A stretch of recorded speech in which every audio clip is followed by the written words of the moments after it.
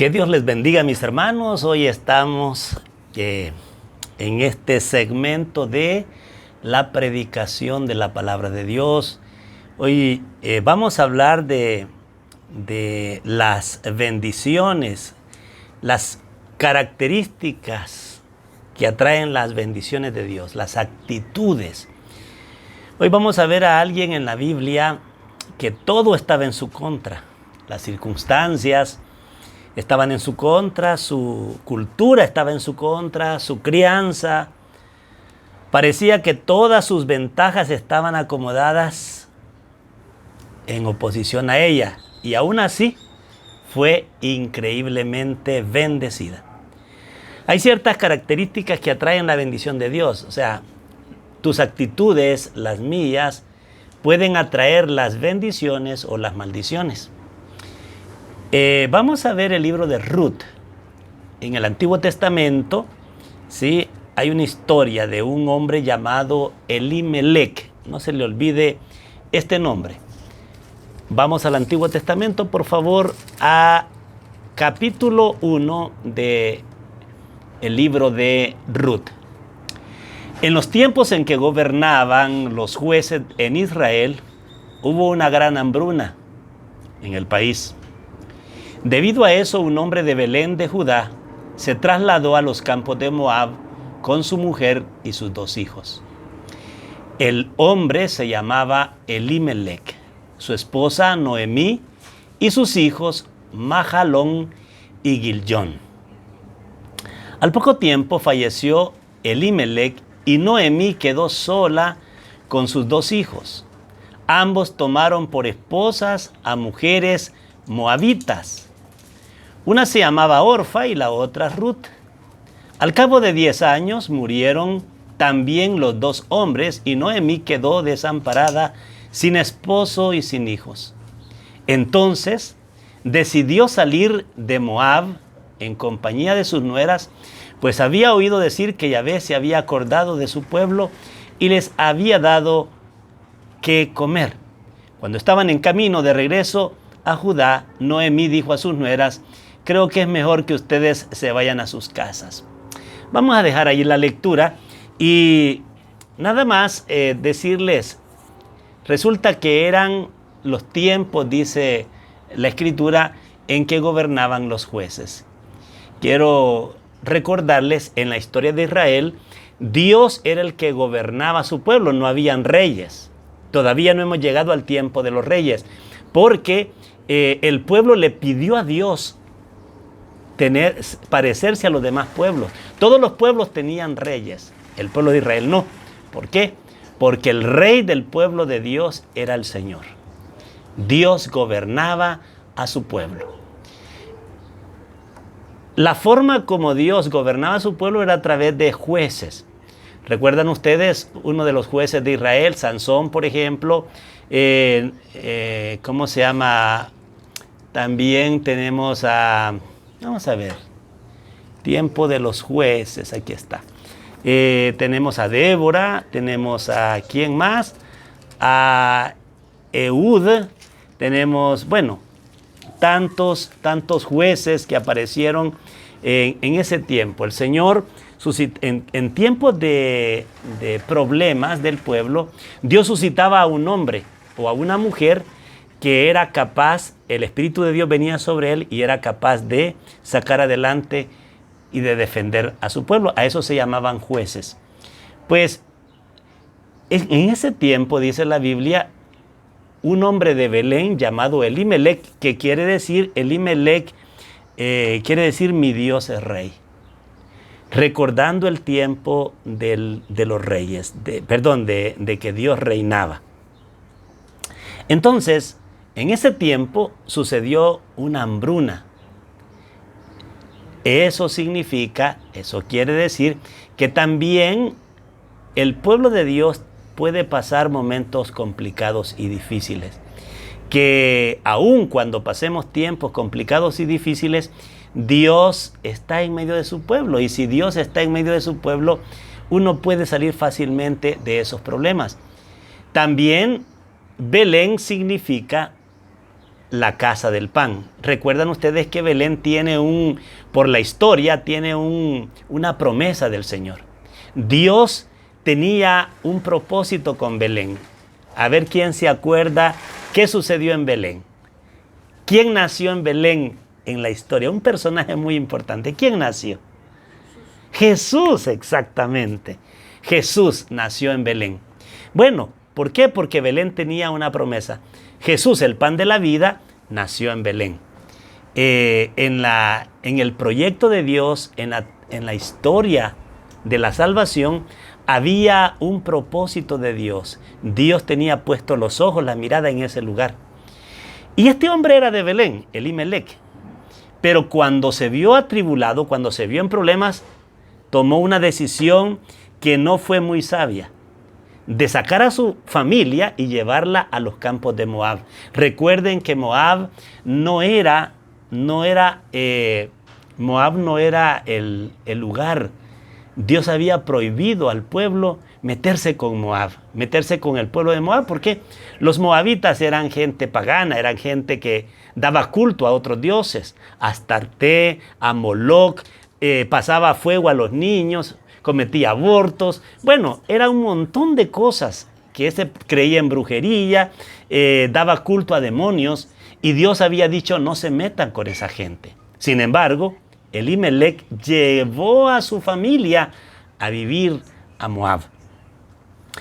Sucedió que al poco tiempo murió, dice la escritura, murió Elimelec, y 10 años más tarde murió sus otros 2 hijos.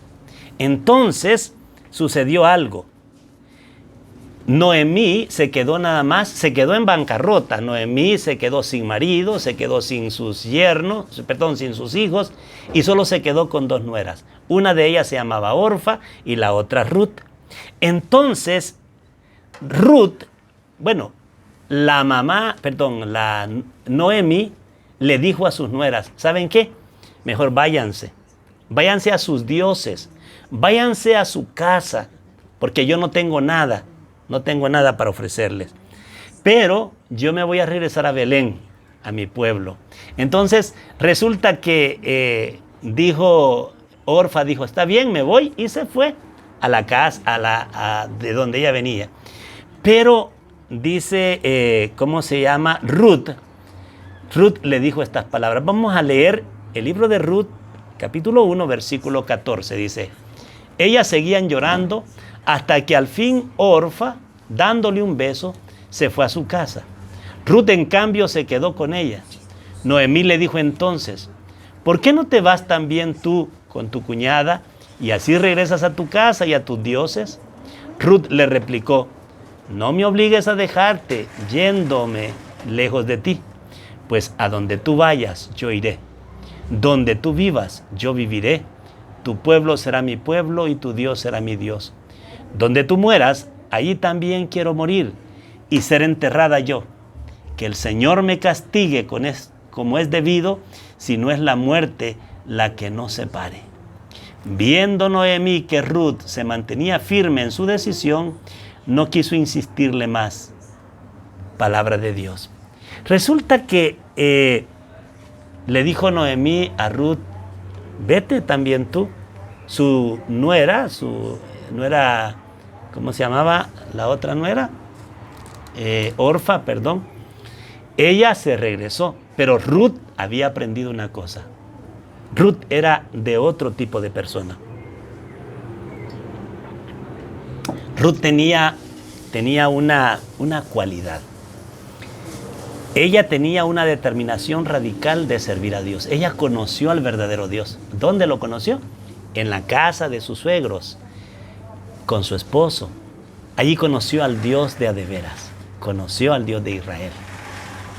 Resulta que ella aprendió que los dioses que ella conocía no eran nada, pero que el Dios de Israel era un Dios bueno, era un Dios generoso, era un Dios que cumple sus promesas.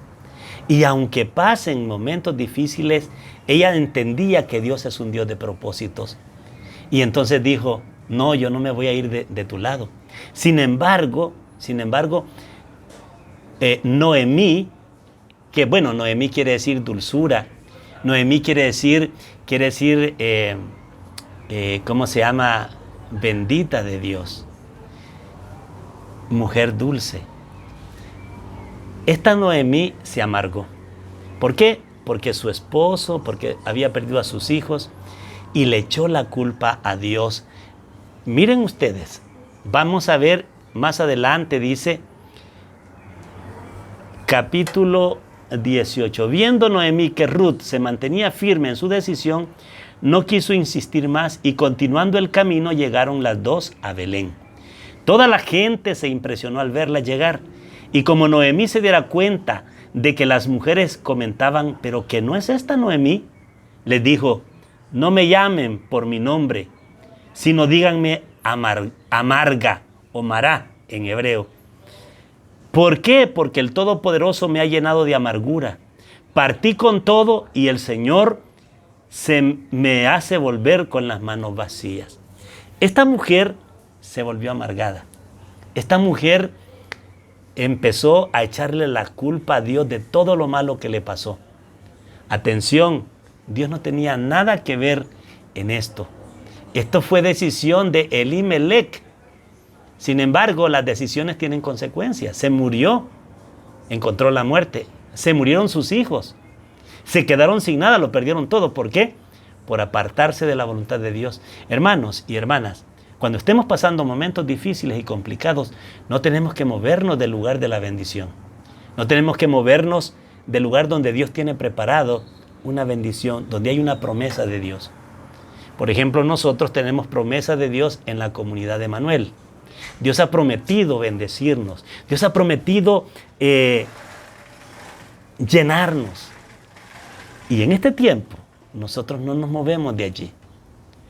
Usted tiene una promesa de Dios. No se vaya de su comunidad. No se vaya del lugar donde Dios le ha plantado. Porque hay una promesa de bendición. Elimelec olvidó las promesas del Señor. Olvidó que Dios tiene un propósito para su pueblo. Toda la Biblia está llena de promesas del Señor. Y hay una promesa de Dios para ti y para mí en la Escritura. Cuando nosotros nos aferramos a la promesa, cuando nosotros tenemos esperanza en Dios, porque Dios no falla, porque Dios no miente, porque Dios no se echa para atrás, Dios tiene una bendición para tu vida. Dios tiene una promesa para ti y para mí. Entonces, aunque las cosas anden mal, aunque haya hambre, aunque haya peste, aunque haya enfermedad, aunque estemos rodeados de enemigos y rodeados de problemas, nosotros no tenemos que movernos de allí. Elimelec, al moverse, encontró la muerte. Perdieron todo. Claro, esta mujer al verse sin nada, se volvió amargada. Pero tenía una persona al lado de ella, era Ruth. Ruth era una persona diferente. Ruth era una persona que conocía al Dios de Israel, una persona que tenía otra actitud, era una persona agradecida. Decía ella, Dios es bueno, yo sé que Dios es bueno. Y esto que estamos viviendo va a pasar. ¿Por qué? Porque Dios está con nosotros. Y lo vamos a pasar muy bien. Yo recuerdo a Karen, se llama ella. Karen, una mujer con una actitud bien, parecía a Campanita la Karen. Karen era una mujer que era muy agradecida. Una mujer que miraba en todo la mano de Dios. Y Karen dijo una frase que a mí se me grabó. Dijo Karen, cuando fui pobre ni cuenta me di.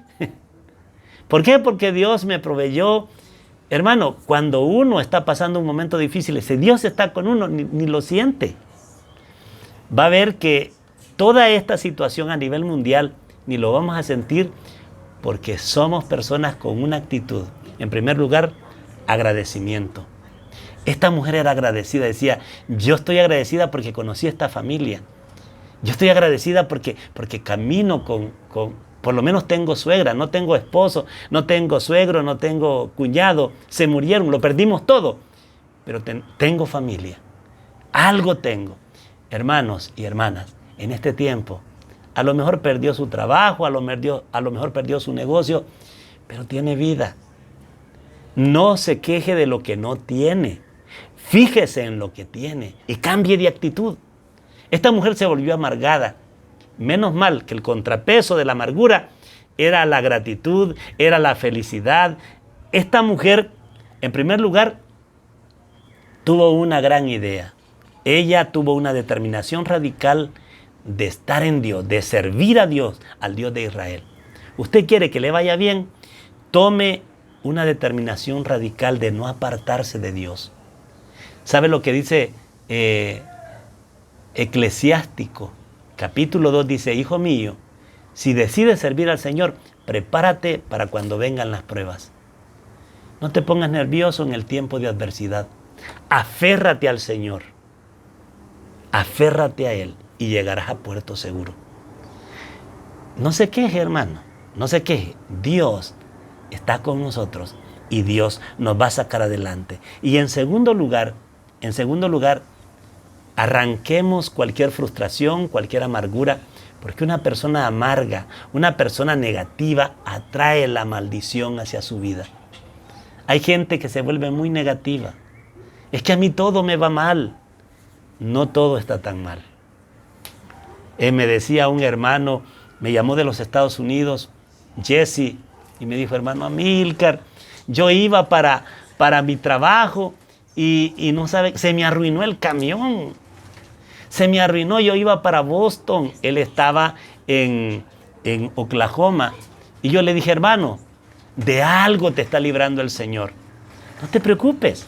Si te sucedió algo malo, ahorita, si no se te permite caminar, si no se te permite ir, es porque Dios te está tapando.